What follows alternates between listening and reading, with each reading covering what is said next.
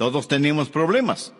La mayoría pensamos que tenemos más problemas que los que realmente tenemos y que tenemos más problemas que los demás. Pero pocos, o quizá ninguno, ha tenido jamás los pesares que un hombre llamado Job tuvo. Y en medio de sus problemas, sus dolores, sus dificultades, sus perplejidades, su quebrantado corazón, su consternación, su desconcierto, él hace una declaración increíble que se encuentra en Job, capítulo 13, versículo 15. He aquí, aunque él me matare, en él esperaré. No obstante, defenderé delante de él mis caminos. Todos sabemos que Dios es necesario, que sin Él no existiríamos. Espero que lo sepa. Pero esa realmente no es la mayor pregunta. No solo es Dios necesario, la gran pregunta ¿es Dios suficiente? Y sabemos que Dios da bendiciones, pero debemos también admitir que Dios permite los problemas. Entonces, ¿podemos confiarle en nuestros problemas? ¿Sabe usted lo que el diablo piensa? El diablo piensa que alguien que sirve a Dios sin ningún interés secundario es un tonto. Por favor, retroceda a la primera parte de este libro, Job capítulo 1, los 3 primeros versículos. Versículos del 1 al 3. Hubo en tierra de Uz un varón llamado Job, y era este hombre perfecto y recto, temeroso de Dios y apartado del mal. Y le nacieron 7 hijos y 3 hijas. Su hacienda era 7,000 ovejas, 3,000 camellos, 500 yuntas de bueyes, 500 asnas y muchísimos criados. Ahora escuche algo impresionante. Y era aquel varón más grande que todos los orientales. Él era un varón poderoso. Espiritualmente, él era un gran hombre. Financieramente, él era un gran hombre. Domésticamente, él era un gran hombre. Pero el diablo sospechaba de los motivos de Job. El maligno dijo, un momento, la única razón por la cual Job sirve a Dios es porque Dios ha sido muy bueno con él. Dios lo ha sobornado, Dios lo compró. Adelantémonos por favor al versículo 6. Un día vinieron a presentarse delante de Jehová los hijos de Dios. Ahora mire esto. Entre los cuales vino también Satanás.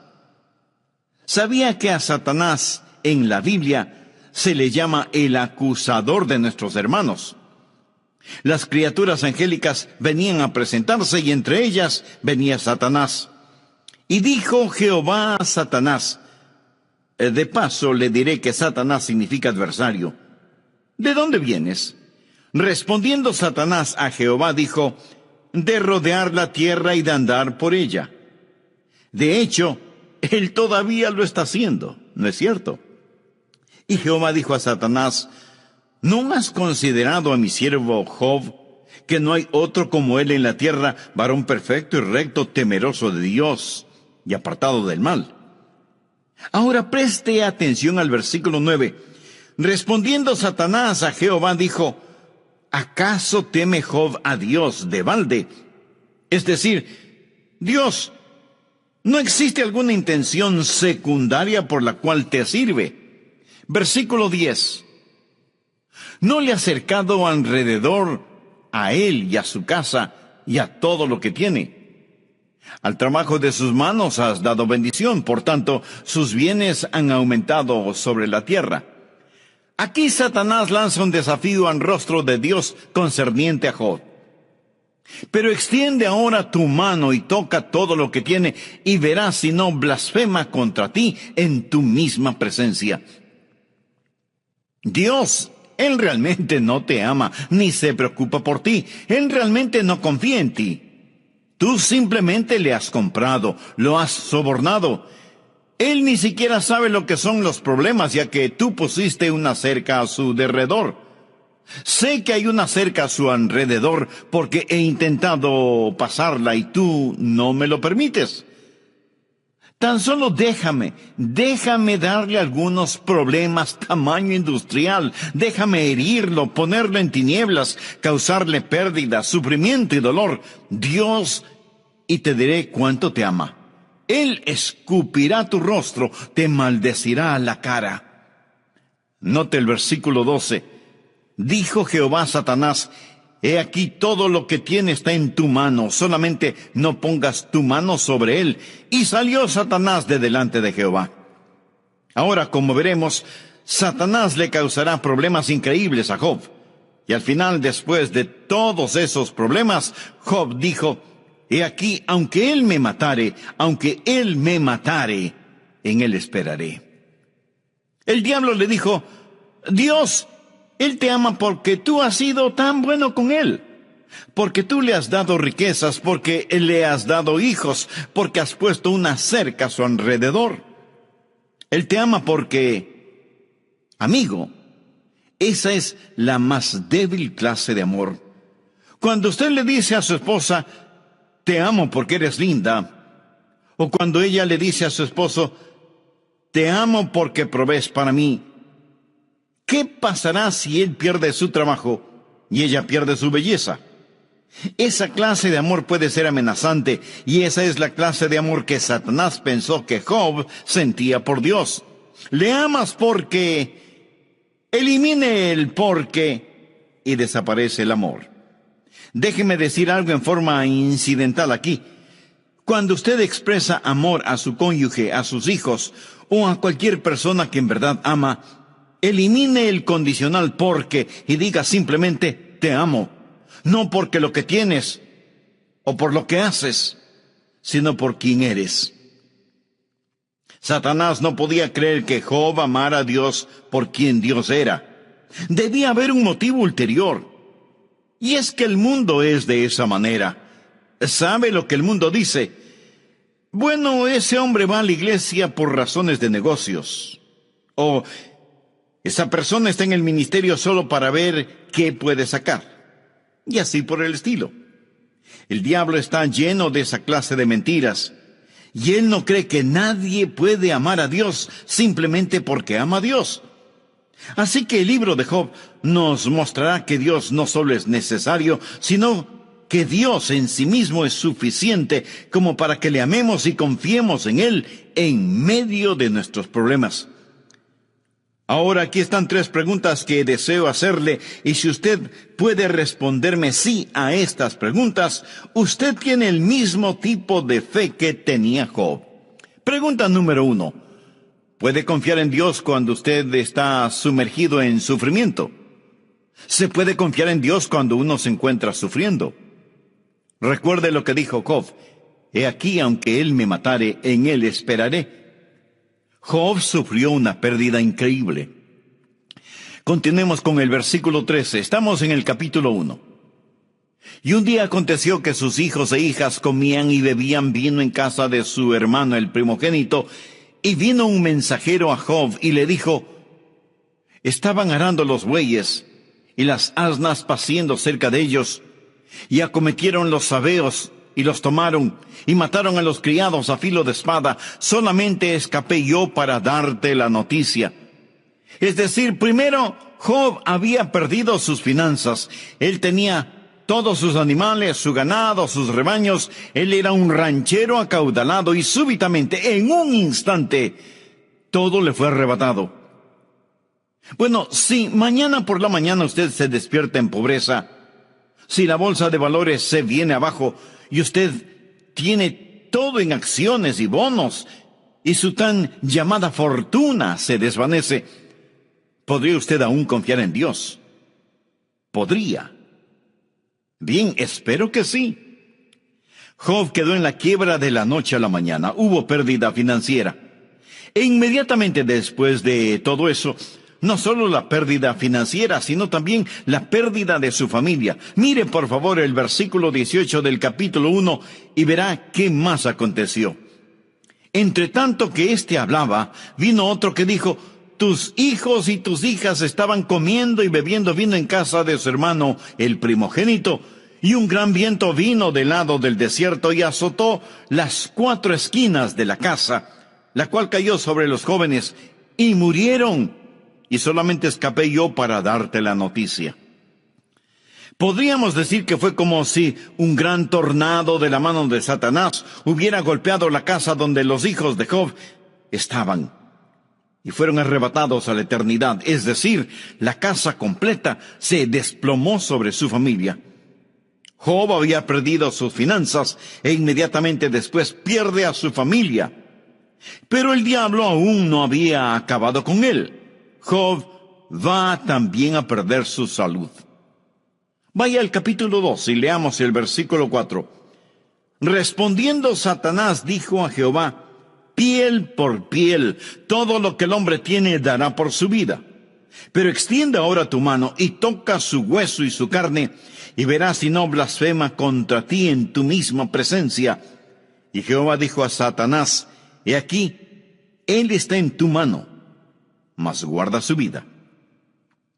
Y ahora Job está cubierto desde la coronilla de su cabeza hasta la planta de sus pies de grandes úlceras y llagas que han herido su cuerpo con fiebre y dolor. Su cuerpo está absorbido con la infección que erupcionaba en su piel, tanta que Job tomó un fragmento de una olla de barro quebrada para rascarse, y al hacerlo, supuraciones putrefactas salían de las llagas.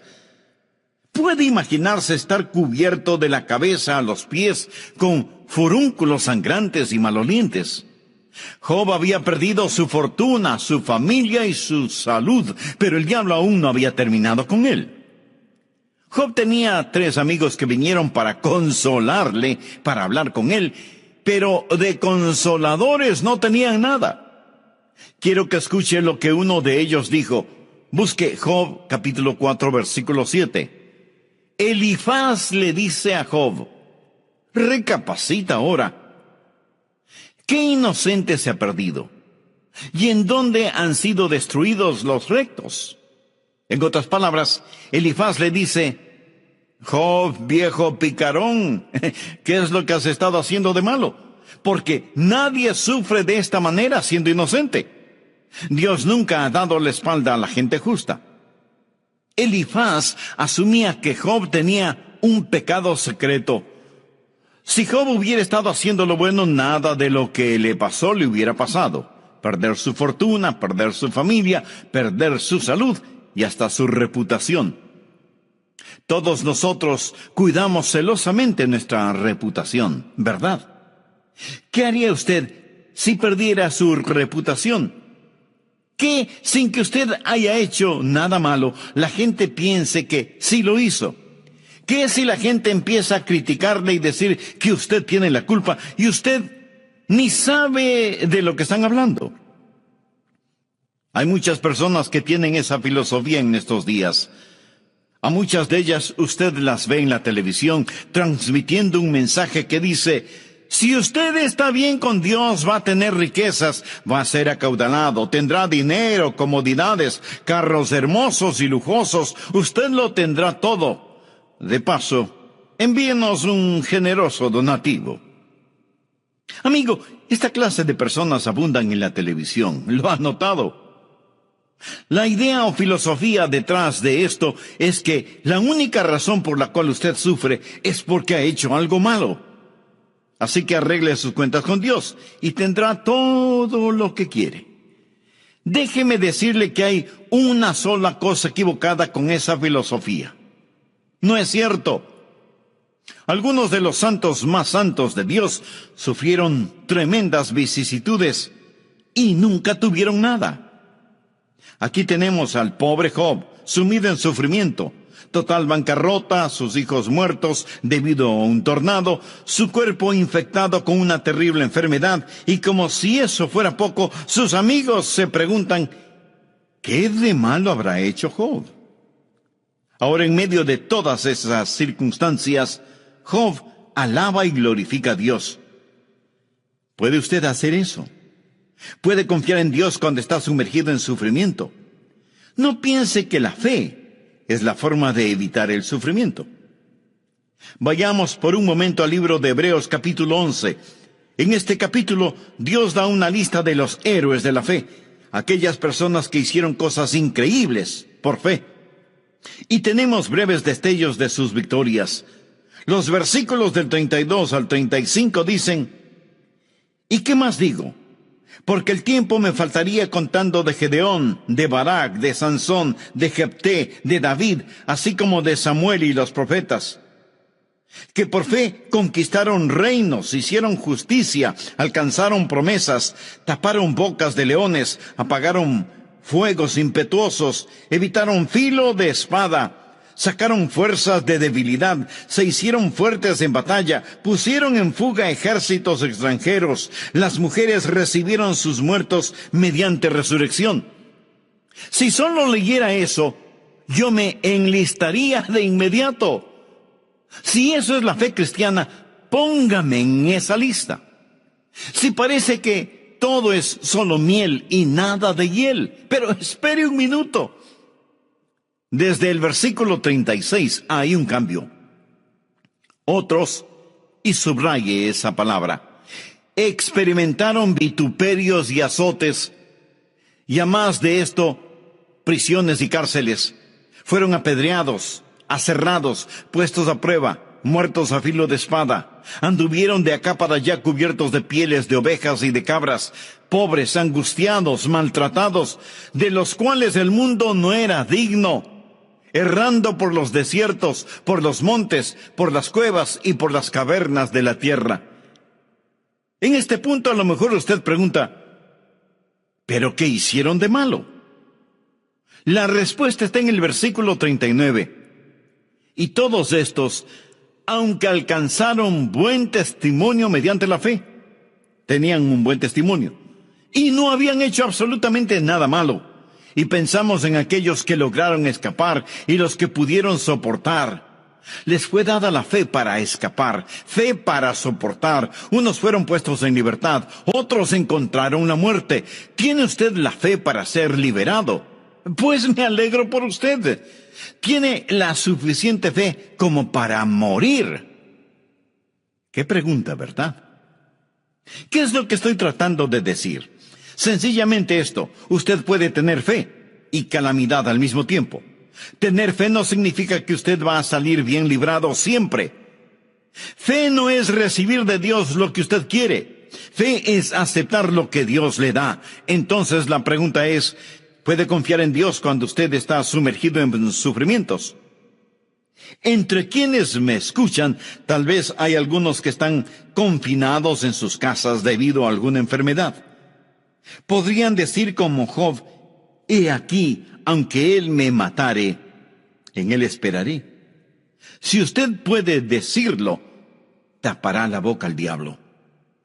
Verá, el diablo piensa, tan solo dejen que esos creyentes tengan un poco de problemas, que tengan persecución, que terminen en bancarrota, dejen que uno de sus hijos muera, que tengan alguna enfermedad que consuma su cuerpo, que tengan ese tipo de problemas, que sean culpados por hacer mal, cuando ellos no han hecho absolutamente nada malo. Ellos maldecirán a Dios.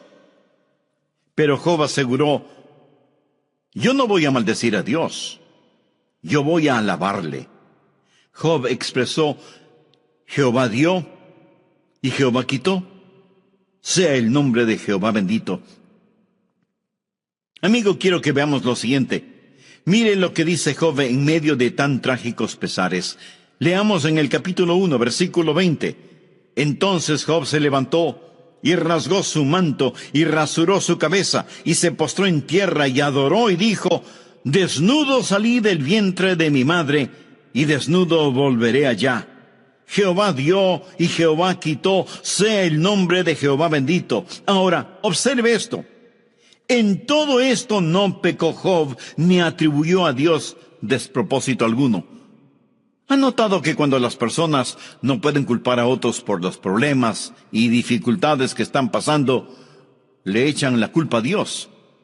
Dice la Biblia que Job no atribuyó a Dios despropósito alguno. En otras palabras, no le culpó a Dios por sus calamidades, más bien alabó el nombre de Dios. Amigo, ¿ha aprendido a alabar el nombre de Dios cuando está en problemas? Cuando está en dificultades, se siente protegido por los poderosos brazos de Dios. Amigas, amigos, gracias por estar en nuestra sintonía y como siempre, sean bienvenidos a nuestro programa. el amor que vale. Estamos estudiando la vida de Job para saber cómo podemos confiarle a Dios nuestros problemas y hemos respondido a la primera pregunta: ¿cómo confiar en Él cuando estamos sumergidos en sufrimientos? Pregunta número 2. ¿Puede confiar en Dios cuando sus amigos le abandonan? Bien, es una cosa el estar sumergido en sufrimiento, pero ¿qué cuando sufrimos y no hay nadie a nuestro lado que sufra con nosotros? No hay nadie a quien le importemos. Bueno, Job tenía 3 amigos, 3 consoladores, mas ¿qué tipo de consoladores eran ellos? Como observaremos, todo lo que ellos hicieron fue venir, hablar cosas sin sentido y criticar a Job. Realmente no eran sus amigos del todo. Como dice el refrán popular, con amigos así, ¿quién necesita enemigos? Bien, veamos ahora Job 19:14. Mis parientes se detuvieron y mis conocidos se olvidaron de mí. ¿Puede usted confiar en Dios cuando sus amigos lo abandonan? Mis parientes se detuvieron y mis conocidos se olvidaron de mí. Agradezco a Dios por los amigos. Ellos son maravillosos. Pero ¿qué pasa cuando sus amigos no comprenden, cuando usted está en dificultades y nadie parece entenderle? Y a propósito, los amigos de Job no podían entenderle porque ni ellos ni Job sabían qué estaba ocurriendo. Job estaba en completa oscuridad, y así estaban sus amigos. Y tal vez peor que estar sufriendo físicamente es tener amigos que lo abandonen a uno. Quizá no haya mayor dolor que ese. Anote al margen Salmo 41, verso 9. Aún el hombre de mi paz en quien yo confiaba, el que de mi pan comía, alzó contra mí el calcañar. Esa fue una profecía de lo que Judas Iscariote haría al Señor Jesucristo. Salmo 55, versos del 12 al 14. Porque no me afrentó un enemigo, lo cual habría soportado. Ni se alzó contra mí el que me aborrecía, porque me hubiera ocultado de él. Sino tú, hombre, al parecer íntimo mío, mi guía y mi familiar, que juntos comunicábamos dulcemente los secretos y andábamos en amistad en la casa de Dios. Piensa en esto. Aquí está Job en su más profunda necesidad, y sus amigos le han dado las espaldas. Es como el anciano apóstol Pablo en la cárcel de Filipos, que necesitaba algún consuelo, pero tuvo que escribir, porque Demas me ha desamparado, amando este mundo.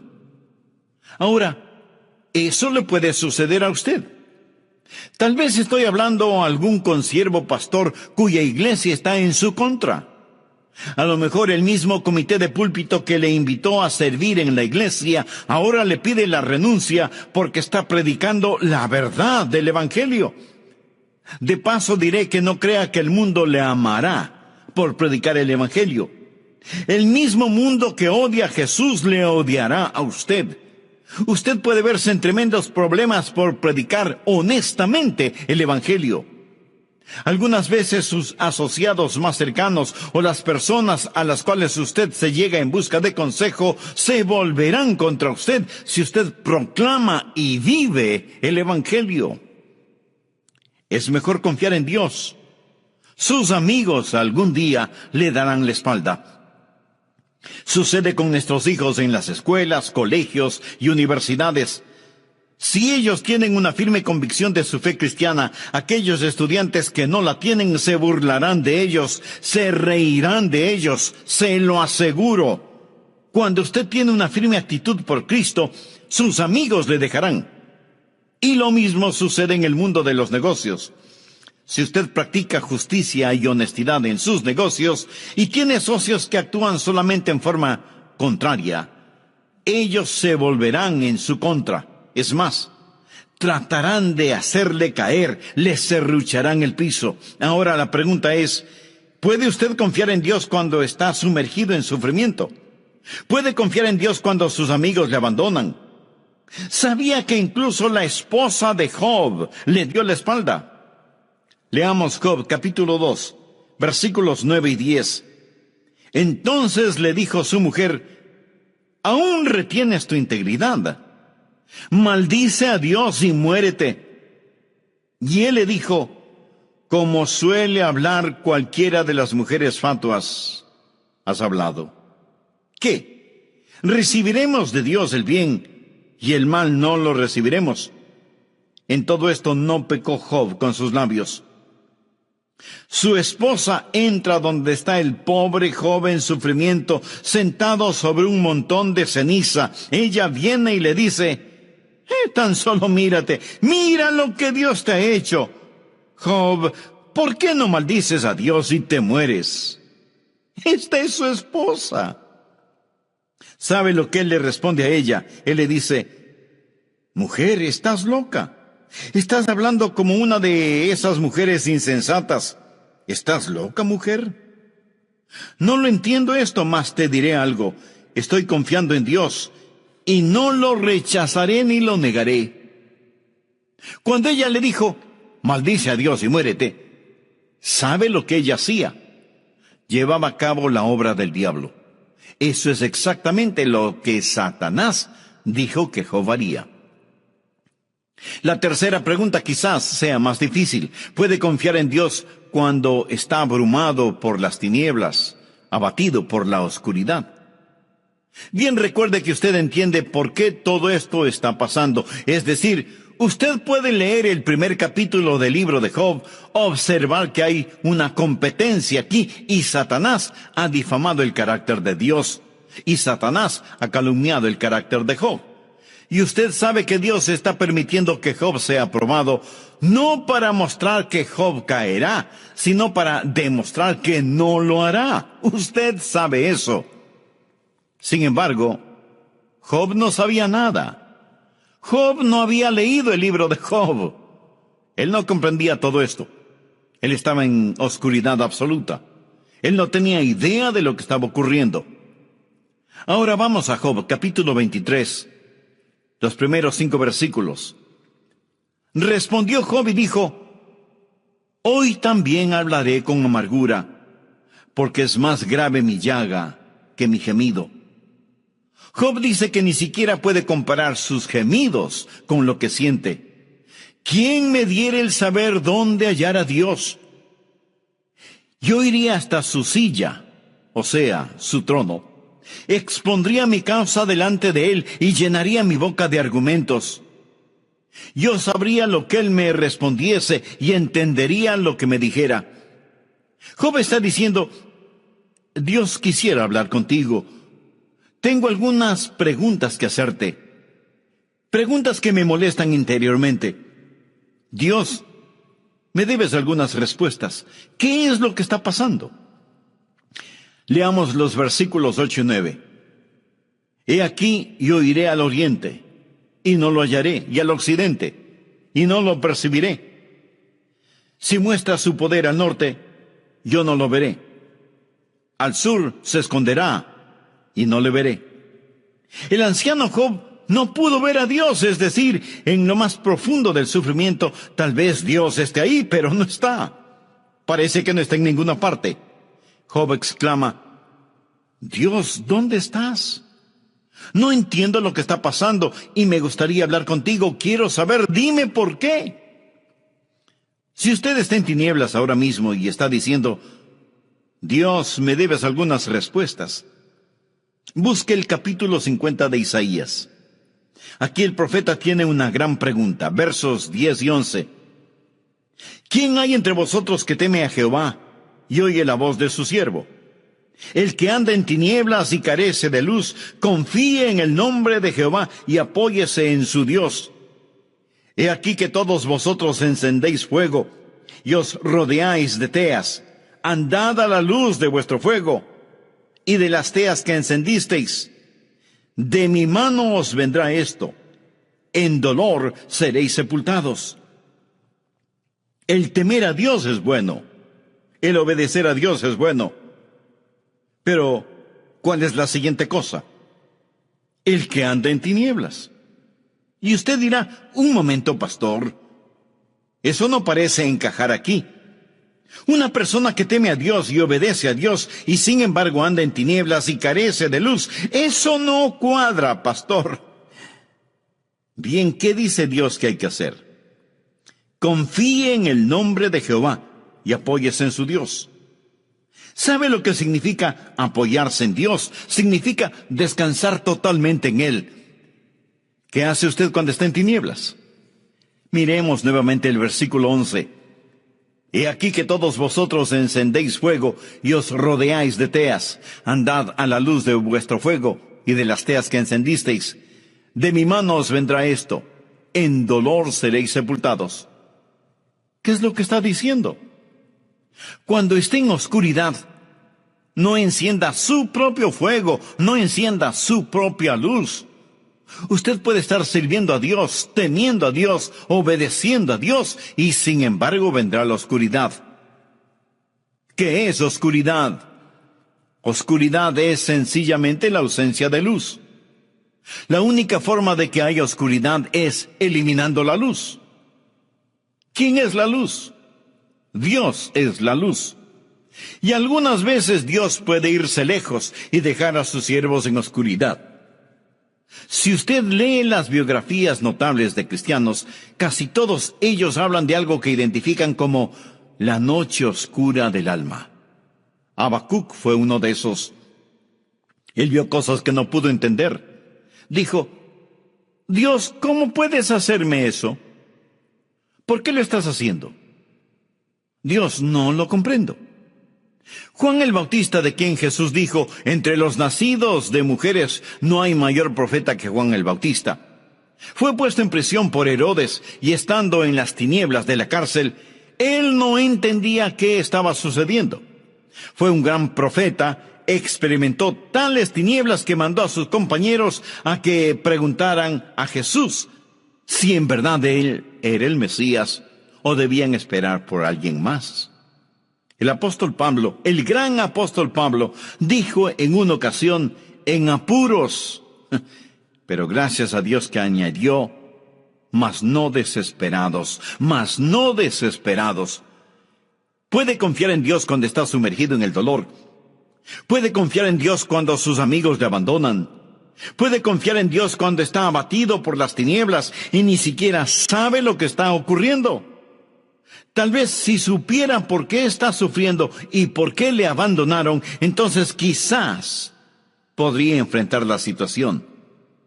Bien, si usted puede, dejará al diablo callado. Permítame llegar a la conclusión. Dios finalmente le contesta a Job, al menos le habla a Job, pero no contesta una de las preguntas de Job. Por favor, lea el capítulo 38 de Job. En Dios le enseñó a Job tres cosas. La primera, Dios le enseñó a Job acerca de su soberanía. Capítulo 38, versículos del 1 al 7. Entonces respondió Jehová a Job desde un torbellino y dijo, ¿quién es ese que oscurece el consejo con palabras sin sabiduría? Ahora, ciñe como varón tus lomos. Yo te preguntaré y tú me contestarás. ¿Dónde estabas tú cuando yo fundaba la tierra? Házmelo saber si tienes inteligencia. ¿Quién ordenó sus medidas, si lo sabes? ¿O quién extendió sobre ella cordel? ¿Sobre qué están fundadas sus bases? ¿O quién puso su piedra angular cuando alababan todas las estrellas del alba y se regocijaban todos los hijos de Dios? Job, siéntate.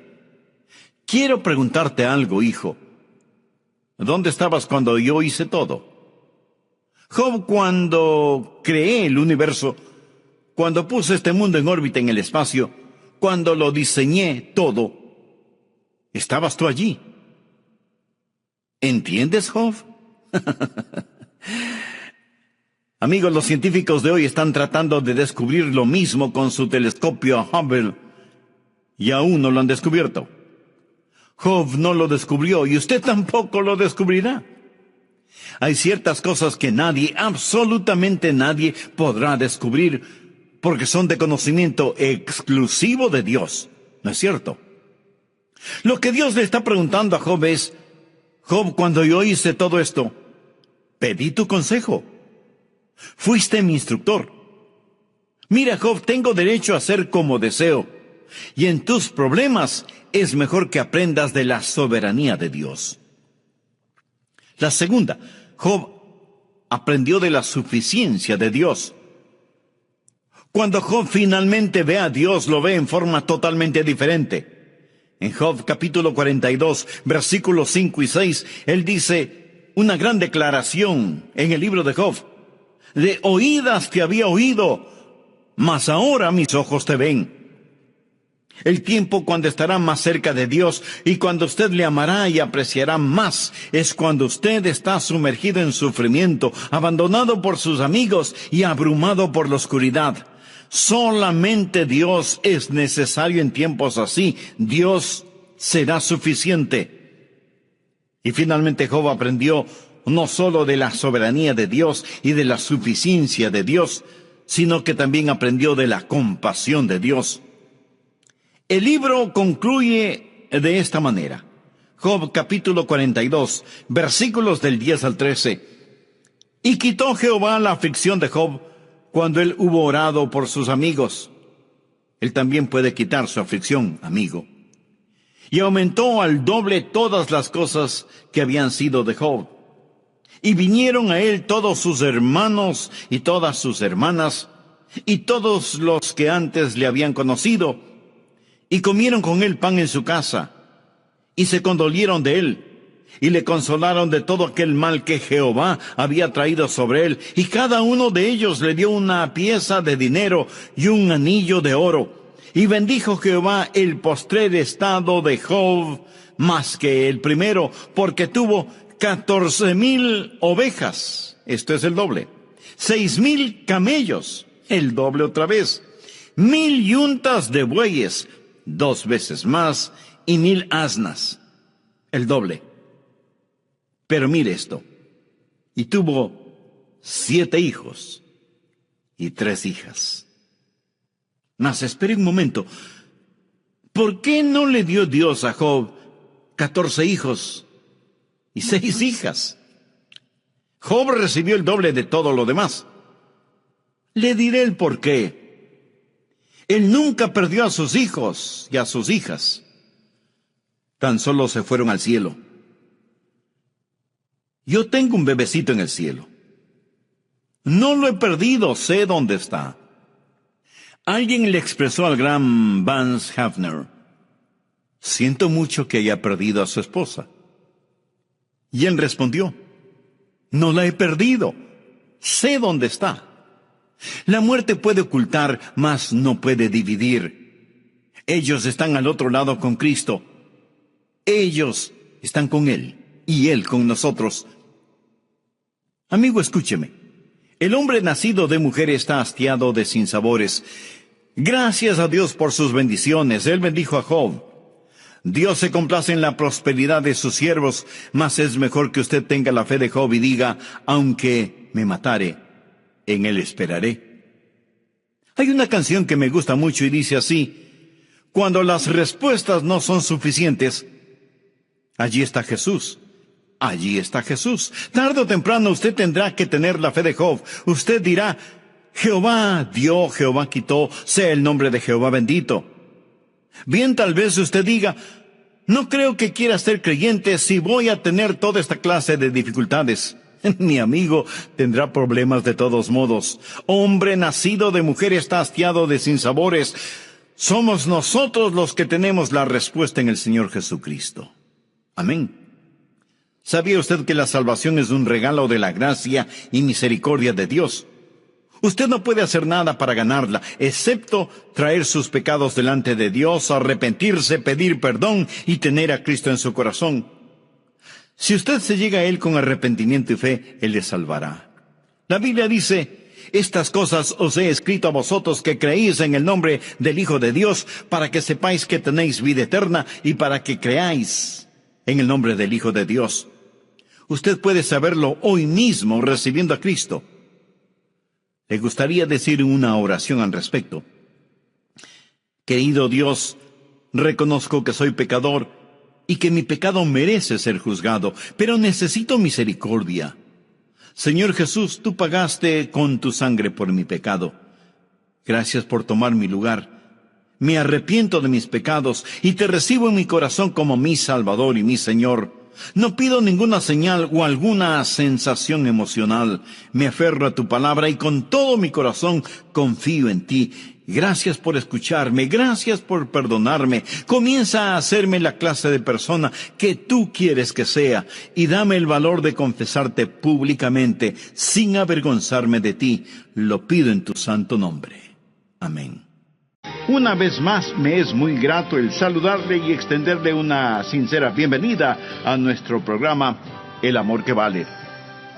Sabe, estuve pensando acerca de los nombres de Dios. Jehová Shammah significa el Dios que está aquí. Jesús dijo, porque donde están 2 o 3 congregados en mi nombre, allí estoy yo en medio de ellos. Gracias a Dios por eso. Jesús está con nosotros. Jehová Shammah está aquí, más cercano que la persona que puede estar junto a usted. Por favor, abra la palabra de Dios en Romanos capítulo 12. Hoy estudiaremos acerca de los dones espirituales. Romanos 12, versículo 6. De manera que teniendo diferentes dones, él está hablando acerca de los diferentes dones. Usted tiene un don, yo tengo otro. Tenemos dones diferentes. Nadie tiene todos los dones. Todos tenemos por lo menos un don. Usted es un hijo dotado. Un don espiritual no es un talento natural, pues un don es una habilidad sobrenatural. Puede ir entrelazado con un talento natural, pero va más allá. No es natural, es sobrenatural. Es un don de gracia. La palabra griega para gracia es charis. Por ello lo llamamos un don carismático. Usted es un hijo dotado y quizás se sienta indigno. Tal vez diga, no soy dotado, pastor, solo soy un humilde obrero. Ni siquiera soy digno de dirigir en oración silenciosa en el departamento de niños. Mi amigo, usted es un hijo dotado. Alejandro Magno, el gran general conquistador, una vez dio una preciosa e invalorable copa de oro a un humilde sirviente. Cuando el sirviente vio el regalo, exclamó, «Oh, no, eso es demasiado para que yo lo reciba». Y Alejandro se irguió y dijo, «Pero no es demasiado para mí el darlo. Dios es el que da el don. Por eso, no se acerque con una humildad falsa diciendo que usted no tiene ningún don particular. En los tribunales de Cristo, usted dará cuentas de lo que hizo con su don espiritual y su mayordomía de ese don espiritual. Así que usted necesita descubrir su don espiritual y hoy vamos a estar hablando acerca de cómo descubrir su don. Veamos en primer lugar la presentación de sacrificio. Todo empieza con la presentación de un sacrificio. Por favor, mire Romanos 12, versículo 1. Así que, hermanos, os ruego por las misericordias de Dios, que presentéis vuestros cuerpos en sacrificio vivo, santo, agradable a Dios, que es vuestro culto racional. Subraye las palabras presentéis y sacrificio, y entonces entenderá por qué hablo de la presentación de un sacrificio. Pablo escribió bajo la inspiración divina y empieza diciendo, os ruego. Usted sabe lo que significa rogarle a alguien. Significa suplicarle. Y puesto que Pablo escribió por Dios mismo, casi es como si Dios estuviera de rodillas delante de nosotros, rogándonos. Esta es la oración de Dios hacia nosotros. Cuando oramos a Dios y le decimos, Señor, te ruego, Señor, por favor. Bien, si no oímos la oración de Dios hacia nosotros, ¿por qué Dios debe oír nuestra oración a Él? Nuestro Señor está diciendo, os ruego que presentéis vuestros cuerpos en sacrificio vivo. ¿Por qué? En base a las misericordias de Dios. Él es bueno siempre, ¿verdad? Oh, gracias a Dios por sus misericordias. Cuando éramos rebeldes y estábamos bajo maldición e íbamos rumbo al infierno, cuando estábamos en oscuridad y no entendíamos, Él por su misericordia nos buscó, nos salvó, nos guarda, nos satisface, somos suyos, nos compró con su sangre. Escúcheme cuidadosamente. La consagración no es dar a Dios algo. La consagración es quitar sus manos de lo que ya le pertenece a Dios. Usted no es su dueño, usted sencillamente quita sus manos de éste. Usted no puede decir, es mi vida, no lo es. Usted no es su dueño. Fue comprado con un precio y debemos ser un sacrificio vivo. ¿Qué significa que debemos ser un sacrificio vivo? Permítame decirle lo que significa. En primer lugar, va a ser diferente a cualquier sacrificio animal del Antiguo Testamento, porque ningún sacrificio animal fue voluntario. Usted se ofrece, se presenta. ¿Lo ha hecho alguna vez? Simplemente ha dicho, heme aquí, Señor, me presento a ti, soy un voluntario, todo lo que tengo es tuyo. Wilbur Chapman fue un gran evangelista, y él le preguntó al general Wood, el fundador del Ejército de Salvación, General, ¿cuál es el secreto de su vida? ¿Por qué Dios lo ha usado tanto? El general Wood pasó su mano por sus blancos cabellos, pensó por un momento y luego contestó, Dios tiene todo de mí. Ha habido hombres más inteligentes, enormes oportunidades, pero yo desde el día que tuve la visión de lo que Dios podía hacer por la pobre y antigua ciudad de Londres, determiné en mi mente que Dios poseería todo de mí, de William Booth. Permítame preguntarle, ¿alguna vez le ha dicho eso a Dios? Dios, aquí estoy. Puedes tener todo lo que soy. Me presento voluntariamente como un sacrificio, sabiendo que eso significa que soy desechable.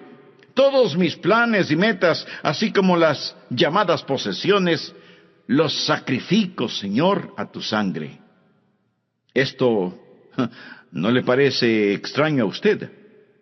Bueno, lo es para la gente moderna. Queremos tomar nuestro cristianismo y fijarlo a nuestra vida regular. Queremos defender nuestra vida, nuestros derechos. Permítame decirle lo que le sucedía a un sacrificio en el Antiguo Testamento. Era degollado. Por lo tanto, no más planes propios. Se lo ponía en el altar, y toda vez que era un sacrificio de sangre, había la tendencia de que el sacrificio se resbalara del altar, por lo que usaban dos ganchos llamados ganchos de carne. ¿Sabe usted qué es lo que le sujeta al altar? ¿Tiene usted la tendencia de resbalarse del altar? Bueno, yo la tengo. Hay dos ganchos que lo mantendrán en el altar, disciplina y devoción. Y para pertenecer al Señor Jesucristo, eso es lo que debe hacer, presentarse como sacrificio vivo. Pero la mayoría de nosotros no queremos usar esos ganchos, disciplina y devoción, que nos mantendrán en el altar del sacrificio. ¿Sabe lo que el creyente promedio dirá al respecto? Yo no quiero estar obligado a nada. Me uniría a la iglesia, pero no quiero estar obligado a nada. Puedo prometer una ofrenda de amor, pero no quiero estar obligado. Quiero ser libre. No, mi amigo. Esto no es un sacrificio. ¿Y qué es lo que le pasaba al sacrificio en el Antiguo Testamento? Era consumido, era quemado. ¿Sabía que usted nunca adorará a Dios verdaderamente hasta que sea consumido?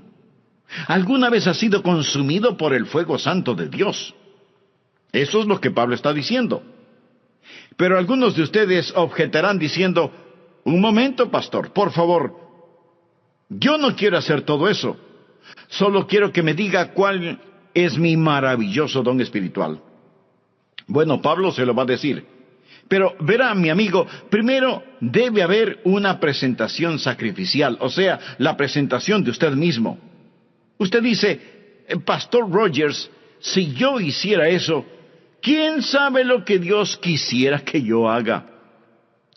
Suponga que usted tiene un hijo, jovencito, y suponga que un día su joven hijo viene y le dice, papá, he estado pensando, tú eres tan sabio, amoroso y bondadoso, y tienes tanta experiencia. Por eso, me parece que lo mejor que puedo hacer es pedirte consejo. Y lo que tú me digas que debo hacer, eso es lo que haré, y lo haré de todo corazón. Dime qué quieres que haga, dónde quieres que vaya, qué deseas que estudie, quiénes quieres que sean mis amigos. Lo que me digas, lo haré.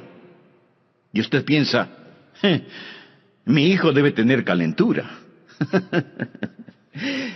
Pero suponga que en verdad quiere hacer lo que usted le pide.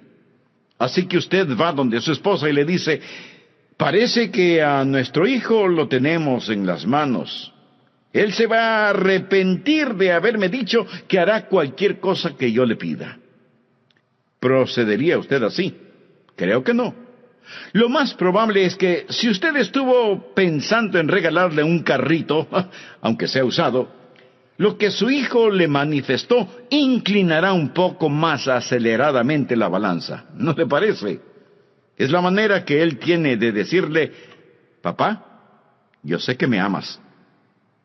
Usted se presenta a sí mismo como sacrificio vivo y comprobará cuál sea la buena voluntad de Dios, agradable y perfecta.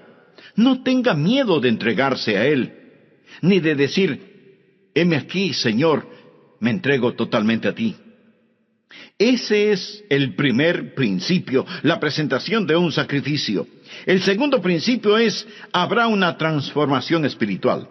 Después de la presentación viene la transformación. Mire por favor el versículo 2. No os conforméis, es decir, no se dejen amoldar a este siglo, sino transformaos por medio de la renovación de vuestro entendimiento, para que comprobéis cuál sea la buena voluntad de Dios agradable y perfecta. Una transformación. La palabra transformación aquí es una traducción de la palabra griega metamorfo. ¿Qué palabra le recuerda? Metamorfosis. Y esta es la transformación. Usted pasará por una metamorfosis. Como una oruga entra en un capullo y pasa por una metamorfosis, y ese feo gusano que entra en ese capullo sale como hermosa y gloriosa mariposa. ¿Por qué? Porque ha pasado por una metamorfosis que literalmente significa un cambio de forma. Y cuando usted se presenta de esa manera a Dios, amigo, usted va a tener una metamorfosis. La palabra describe literalmente lo que pasa cuando la naturaleza interna sale a la superficie. ¿Cuál es la naturaleza interna de esa oruga? Es una mariposa. ¿Sabía que esta es la palabra que se usó cuando Jesús fue transformado en el monte de la transfiguración? ¿Recuerda la historia? Él subió a esa montaña con Pedro, Santiago y Juan, y allí la Biblia dice que él fue transformado, transfigurado. Es exactamente la misma palabra que se usa aquí. Por ello, se le llama el monte de la transfiguración. Jesús pasó por una metamorfosis. ¿Recuerda lo que dije? ¿Qué es una metamorfosis? Es cuando la naturaleza interna sale a la superficie. ¿Cuál es la naturaleza interna de Jesús? Gloria. Cuando Él pasó la metamorfosis, su gloria salió a la superficie. Su rostro resplandecía como el sol de mediodía. Su vestidura era blanca como la nieve. El fulgor del Señor Jesucristo estaba allí siempre, pero lo que estaba en la naturaleza interna pasó por una metamorfosis. Y la naturaleza interna salió a la superficie como la naturaleza interna de una oruga, una mariposa.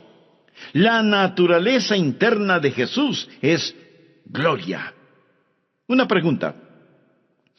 ¿Cuál es su naturaleza interna si es salvo? Jesús. Jesús. Él es su naturaleza interna. Y cuando usted se presenta a Él como un sacrificio vivo, una transformación espiritual toma lugar. El Jesús que es residente en usted se convierte en el Jesús presidente en usted. El Jesús escondido en usted es el Jesús revelado en usted. Y hay un cambio divino y usted no es moldeado por este mundo. Y este mundo que camuflaría, borraría y escondería su naturaleza interna, esos grilletes se rompen y Jesucristo sale de usted. Y usted tiene un cambio divino que le da la mente de Cristo, se renueva en el espíritu de su mente. Usted nunca entenderá realmente su don espiritual sin la mente de Cristo, sin una mente renovada. Y si usted está intentando descubrir su don espiritual sin presentarse voluntariamente como sacrificio, con razón que no sabe cuál es su don espiritual. ¿Sabe por qué usted no sabe cuál es su don espiritual? Porque su mente no está renovada. Pero cuando usted se presenta a Él como un sacrificio, habrá una transformación espiritual y usted comprobará cuál sea la buena voluntad de Dios, agradable y perfecta. No le tema a la voluntad de Dios. Ese es el lugar más alto, más feliz y más santo para usted. El tercer principio es, habrá tiempo para una sobria consideración. Leamos Romanos 12:3. Digo pues, por la gracia que me es dada. Recuerda lo que es la palabra gracia. Es caris. El apóstol está diciendo, por el carisma que he recibido, a cada cual que está entre vosotros, que no tenga más alto concepto de sí que el que debe tener. Subraye la palabra tener. Sino que piense de sí con cordura, conforme a la medida de fe que Dios repartió a cada uno. Note el énfasis de Pablo en las palabras tener y pensar. No estamos hablando de que Él, Jesús, va a renovar nuestra mente. Bien. ¿Qué es lo que usted haría con una mente renovada? Puedo sugerirle que piense. Tal vez algunos de ustedes crean que es erróneo el pensar. Piensa que cuando usted se volvió un creyente, puso su mente en neutro y que debe vivir solo con estremecimientos espirituales. ¡No! Dios renueva su mente para que usted pueda pensar con esa mente renovada. Hablamos de descubrir su don espiritual y usted debe pensar. Ahora, ¿cómo o qué piensa de usted mismo? Quiero que haga un inventario de usted mismo. Olvídese por un momento de mí y solo piense en usted. ¿Cómo debe pensar? Bueno, miremos la respuesta en el versículo 3. Que no tenga más alto concepto de sí que el que debe tener. Eso, mi amigo, en simple español quiere decir que no debe presumir de tener un don espiritual que no lo tiene. Escuchamos a algunas personas decir, oh, usted puede hacer cualquier cosa que piensa que puede alcanzar. Hay una palabra muy castiza para describir eso.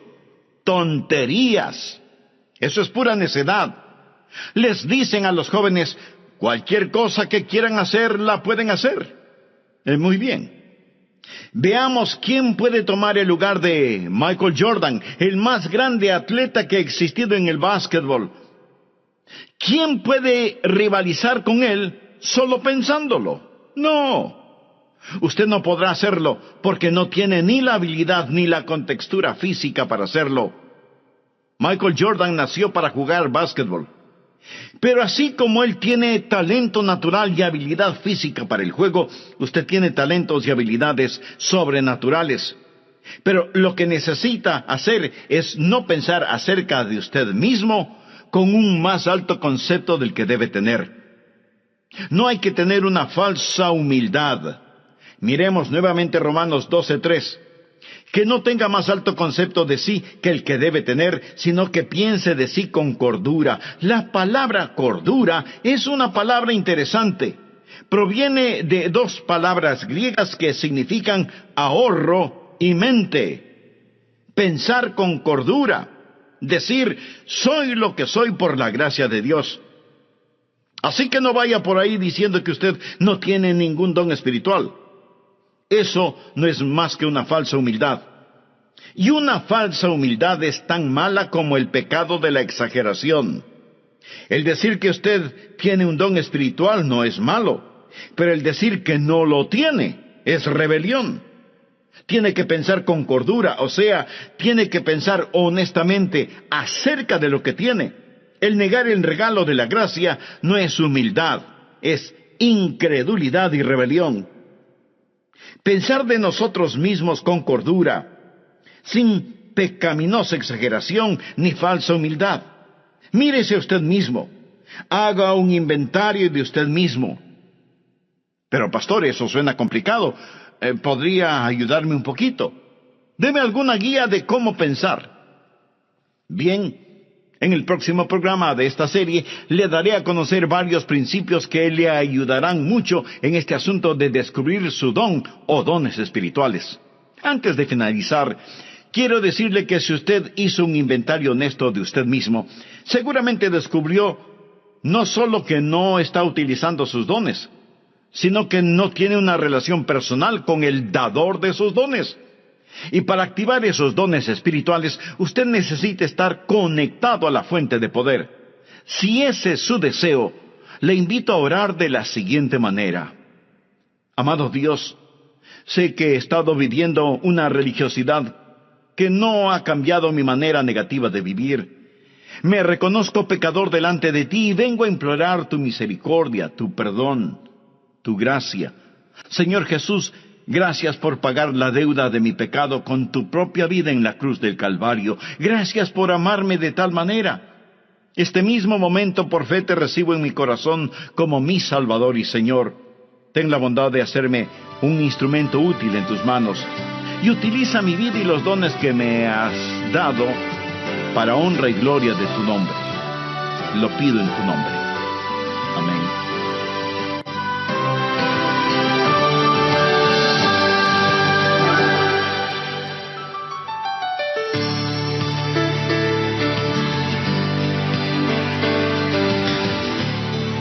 Suponga que su hijo tiene una extraordinaria habilidad para la escultura, pero usted lo presiona para que sea un abogado. Si llega a serlo, será un pésimo abogado, cuando pudo haber sido un brillante escultor. Y habrá enojo en ambos, en su hijo porque usted no le dejó ser escultor, y en usted porque se avergonzará de tener un hijo que es mal abogado. Los ejemplos abundan en las familias y, aunque usted no lo crea, en las iglesias.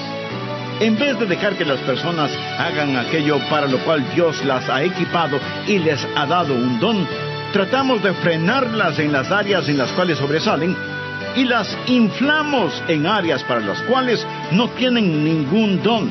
Dios le ha dado a usted un don particular y hoy terminaremos de estudiar cómo descubrir su don espiritual. Bienvenidos a El Amor que Vale, con el pastor, maestro y autor, Dr. Adrian Rogers, supliendo las necesidades de la gente con la verdad de la palabra de Dios, trayendo personas a Cristo, transformando vidas alrededor del mundo y ayudándole a usted a descubrir el poder del amor más grande, el amor que vale. A continuación, un edificante mensaje del Dr. Adrian Rogers en la voz del pastor Lenín de Llanón. Un muy atento saludo para todos ustedes, apreciados amigos de nuestro programa El Amor que Vale. Quiero compartir con usted varios principios que le ayudarán a descubrir su don espiritual. Primero, el principio de la iluminación. Verá, el Santo Espíritu de Dios que está en usted iluminará su mente. Esta es la parte mística de este asunto. Quiero decir, no hay una fórmula matemática. El Espíritu Santo de Dios empezará a hablar a su corazón. Así lo hizo cuando me llamó para que predicara su palabra. Ese es el ministerio de iluminación. Segundo, el principio del gozo. Cuando usted siente que el Espíritu de Dios lo mueve a que haga algo, eso es iluminación, y usted lo hace, va a sentir gozo. De paso le diré que sea que lo note o no en mi voz, yo siento gozo en hacer lo que estoy haciendo este momento, predicar la palabra de Dios. Siento mucho gozo predicando, y usted tiene que preguntarse a usted mismo, ¿qué es lo que en realidad me gozo en hacerlo? ¿Ha escuchado el relato de la escuela para animales?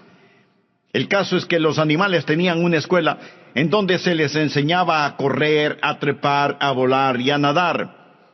Y cuando el Pato ingresó en esa escuela, era formidable nadando. Volando no era tan bueno, y era muy malo para trepar y correr. Así que como era muy bueno nadando, no le dieron clases de natación, y más bien lo pusieron en la pista atlética para que corriera y corriera y corriera. Después de un tiempo, se volvió pésimo nadando, y su correr no mejoró. El águila también entró a la escuela, y era fantástico verle ascendiendo y alcanzando la copa de los árboles, pero dijeron que no lo estaba haciendo en la forma correcta. Así que le llamaron la atención por eso y le ordenaron que recibiera lecciones de natación. Al águila no le gustó recibir esas lecciones y se volvió rebelde, por lo que le expulsaron de la escuela. Luego vino a la escuela el conejo, quien era increíble corriendo. De hecho, le encantaba correr, pero no era tan bueno en el resto de cosas. Era malo nadando y no le gustaban las clases de natación. Tampoco le gustaba el trepar a los árboles, y después de unos días, el pobre conejo tuvo un ataque de nervios. Luego vino la tortuga. Uno debe sentir pena por la tortuga. No podía correr, no podía nadar, no podía volar, no podía trepar, y los animales dijeron: ¿qué de bueno puede hacer la tortuga? Así que le quitaron su caparazón para que fuera un poco más rápida caminando, hasta cuando un caballo la pisó.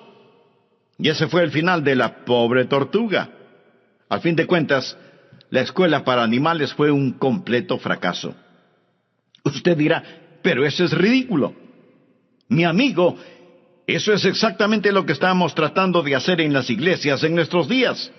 En vez de dejar que las personas hagan aquello para lo cual Dios les ha equipado y les ha otorgado un don, tratamos de frenarlas en las áreas en las cuales son fuertes y de inflarlas en algunas áreas para las cuales no tienen ningún don. Dios le ha dado a usted un don particular y va a descubrir que recibirá iluminación sobre su don espiritual y experimentará gozo al utilizar su don. Tercero, el principio del ánimo. Usted encontrará a otras personas animándole en su don espiritual. ¿Por qué? Porque ellos son bendecidos por su don. Fue maravilloso para mí cuando era un jovencito en la iglesia y yo rendí mi vida para hacer lo que el Señor Jesús quisiera que yo haga. Escribí en un pedazo de papel: aquí estoy, Señor, para lo que tú quieras que yo haga. Y ellos me pidieron que fuera el pastor para la semana juvenil. ¿Se puede imaginar eso? Yo no era un buen estudiante. Inteligente, pero no era un buen estudiante. Ni siquiera recuerdo si llevaba libros a la casa para estudiar. Y si algo no lo entendía durante las clases, pues fingía haberlo entendido. Y así pasaba con calificaciones promedio. La última cosa que se me hubiera ocurrido pensar era que me pidieran predicar durante la semana juvenil, y ahí estaba yo, petrificado. Pero prediqué. Y la gente después vino a decirme: me bendijo lo que dijiste. Estuvo bueno. Debes predicar otra vez. Al principio pensé que me lo decían por pura cortesía. Seguramente no dije nada bueno, pero continuaron felicitándome y eso me gustó.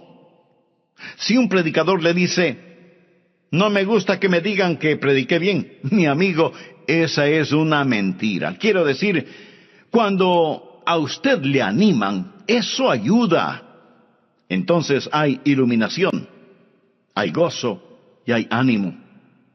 Cuarto, el principio de la participación compartida. Romanos 12, versos 4 y 5. Porque de la manera que en un cuerpo tenemos muchos miembros, pero no todos los miembros tienen la misma función. Eso es, no todos hacen el mismo trabajo.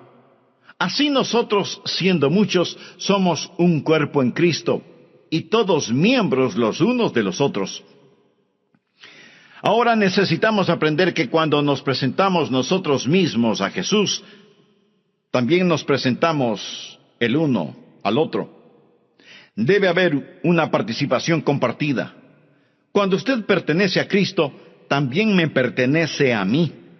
Y cuando yo pertenezco a Jesús, también le pertenezco a usted. Recuerde que la iglesia es su cuerpo, no es una organización con Jesucristo como presidente. Es un cuerpo con Jesucristo como la cabeza y todos nosotros somos miembros de ese cuerpo. Y es la arrogancia, la presunción y el orgullo lo que nos divide. Es el Espíritu Santo de Dios el que nos une. Así, cuando descubrimos nuestro don, debe haber una participación compartida. Ahora, los dones de todos no son tan obvios. Quiero decir, usted está escuchando por medio de mi voz lo que tengo en mi mente, no lo que tengo en mi hígado.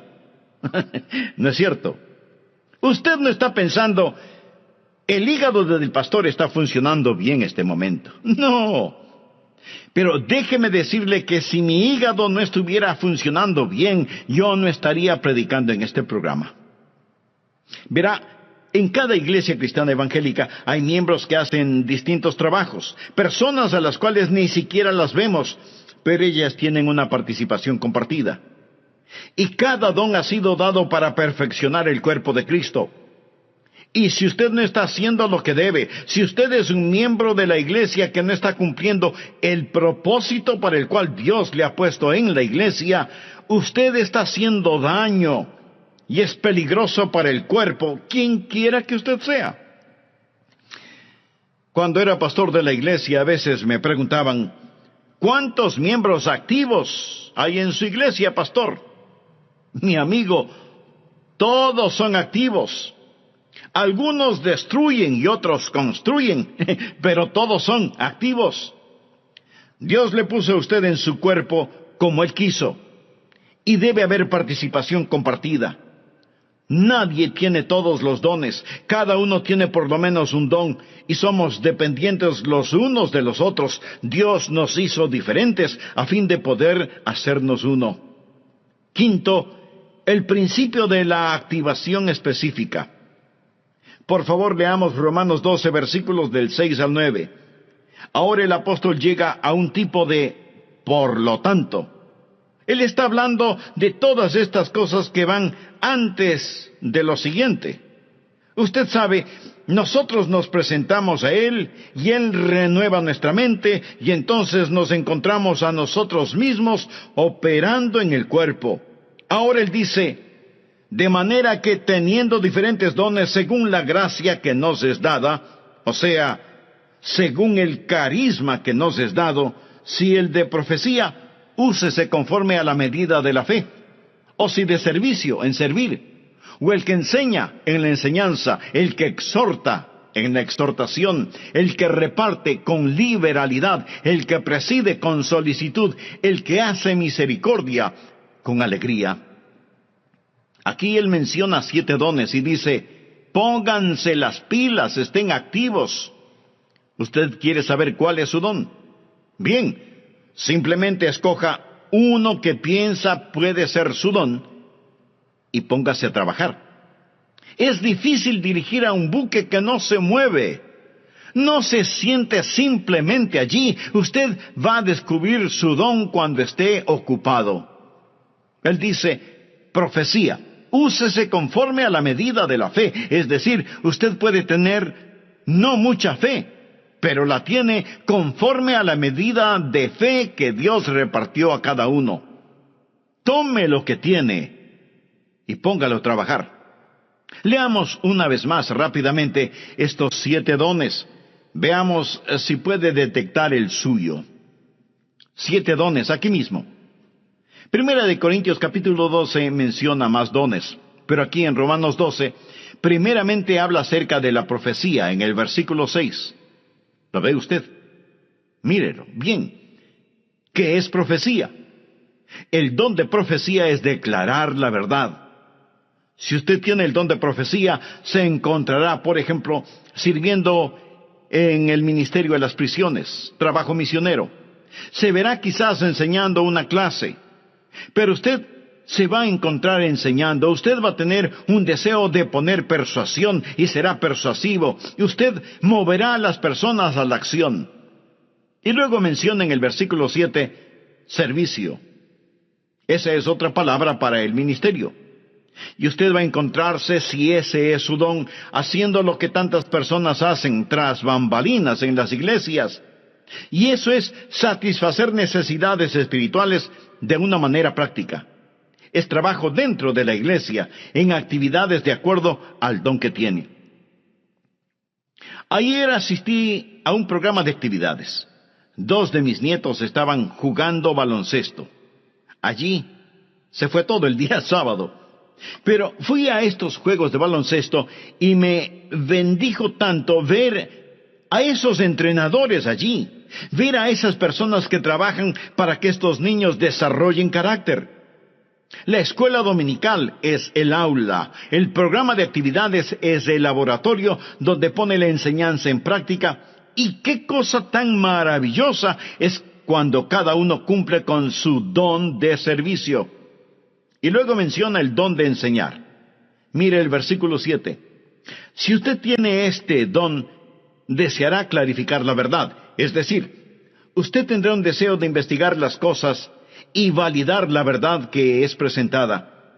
Y tendrá una mente interrogatoria y será usado en la escuela dominical y será usado en las organizaciones misioneras, en estudios bíblicos en los hogares, escuelas vacacionales y así por el estilo.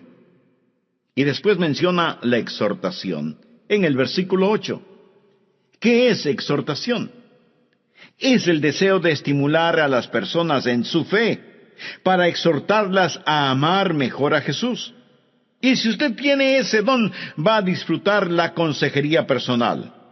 Usted quizás va a estar en el ministerio de música, o quizás en visitación, buscando a los que están perdidos o descarriados, ganando almas. El ministerio de motivación. Eso es exhortación. Y luego menciona repartir o dar. A todos se nos manda dar, pero algunas personas tienen el don de dar. ¿Y qué es eso? Es la motivación de encomendar a otros los recursos personales para que la obra de Dios pueda continuar. Sabe tomar decisiones buenas para satisfacer necesidades inmediatas. Usted tiene cuidado al dar, pero está deseoso de dar y tiene la habilidad de acumular y dispersar los recursos. Y hay personas en nuestras iglesias que tienen el don de dar. Y doy gracias a Dios por eso. Y continúa en el versículo 8 con presidir. Quizá ese sea su don. Es el de motivar, no el de mandar. Es coordinar las cosas y ayudar a las personas a ver todo el panorama y moverlos hacia esa visión. Coordinar las actividades de otros para una meta común, para la gloria de Dios. Y ese es el don de presidir, dirigir, ponerse de pie ante otros. Una persona que tiene este don también tiene el don de visión. Él ve hacia donde debemos ir y empieza a llevar y a motivar a las personas hacia eso. Luego tenemos el don de misericordia. Quizá ese sea su don. ¿O cuán necesario es ese don? Mire el versículo 8. ¿Cuál es el don de misericordia? Usted se identifica con las personas y consuela a los que están en dolor. Ahora llegamos a la última cosa. Después de haber una actividad donde usted realmente se ha ocupado, va a darse cuenta que todo empezará a calzar. Por favor, regresemos al versículo 2. No os conforméis a este siglo, sino transformaos por medio de la renovación de vuestro entendimiento, para que comprobéis cuál sea la buena voluntad de Dios, agradable y perfecta. Habrá la confirmación evidente. Usted comprobará cuál sea la voluntad de Dios agradable y perfecta. Lo comprobará en su propio corazón. Tendrá esa confirmación y usted dirá, ese es mi don espiritual. Y una vez que usted llegue, primero, acéptese a sí mismo. Segundo, empiece a ser usted mismo. Tercero, comience a entregarse. Y cuando usted se acepte, sea usted mismo y se dé a sí mismo amigo, entonces será bendecido, Dios se glorifica y la iglesia se fortalece. ¿Qué pasaría, amigo, si los creyentes en las iglesias cristianas, es decir, todos nosotros, dejáramos de ser calentadores de bancas?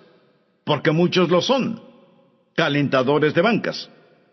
¿Qué pasaría si usted se presenta como sacrificio vivo y tuviera una transformación espiritual? Y luego hace una consideración solemne. Señor, ¿qué quieres que yo haga? ¿Sabe cuál es el problema con muchos de nosotros? Los ganchos de carne. No queremos estar atados. Usted dice, bueno, deje que otro lo haga. Cuando estuve en Londres fui a ver las joyas de la corona. Le dije al guardia, deseo ver el diamante de Curano, porque había leído de este, así que vi el diamante de Curano. Este diamante es de 186 quilates. Señoras, esa sí que es una piedra preciosa. Y en ese tiempo ellos dijeron que costaba la mitad de todos los gastos diarios del mundo. Esto fue antes de que fuese cortado y se lo diera forma. Está en las joyas de la corona. Le fue dado a la reina Victoria por un príncipe de Punjab, un jovencito que lo tenía en su posesión. Él se lo dio a la reina de Inglaterra. Después, este príncipe de Punjab se convirtió en un hombre. Él fue a la torre donde guardan las joyas y dijo, quiero ver el diamante. En ese entonces él era ya un hombre. Lo había regalado cuando era un niño. Ellos se preguntaron, ¿qué querrá? ¿Querrá que se lo devuelvan? ¿Va a pedir que se lo regresen? Y sacaron ese diamante porque él fue el que lo obsequió. Él dijo, podrían ponerlo en mis manos. Y ellos pensaron, oh no, pero lo pusieron en sus manos. Y entonces él se volvió y dijo a la reina que estaba allí, cuando era un niño le di esto, pero tenía la mente de un niño. No entendía completamente todo lo que estaba haciendo. Ahora, como un hombre, entendiendo más el valor total de este diamante, una vez más quiero regalárselo. Cuando oí eso, dije, Señor, tú sabes, cuando era un niño, di mi corazón a Jesús. Y ahora soy un hombre. Yo no entendía todo lo que estaba haciendo, mas fue de corazón. Pero una vez más, quiero darte mi vida. ¿No se siente así a veces? Señor, por tus misericordias, me presento como un sacrificio vivo. Y cuando lo hace, ese es el primer paso para descubrir su don espiritual. Quiero que lo haga. Estará tan feliz de haberlo hecho. Hay otros de ustedes que no son salvos. Usted no puede presentarse hasta que no se presente como un pecador que necesita ser salvo y diga, Señor Jesús, tú moriste para salvarme y prometes salvarme. Me entrego a ti y sálvame. Hemos estado hablando de cómo descubrir su don espiritual, pero a lo mejor hay otro descubrimiento que usted necesita hacer, y es en recibir la vida eterna. Descubrir su destino, descubrir a Cristo como Salvador y Señor en forma personal. Él le ama con un amor infinito y hoy extiende hacia usted su mano de misericordia, gracia y perdón. Dios quiere salvarle. Usted no tiene que persuadir a Dios para que le salve. Ore conmigo de la siguiente manera. Señor Jesús, ven a mi corazón, perdona mis pecados, límpiame. Sálvame. Señor Jesús, confío en ti y ayúdame a descubrir el don espiritual que tú mismo me diste para servirte total y completamente. En tu santo nombre lo pido.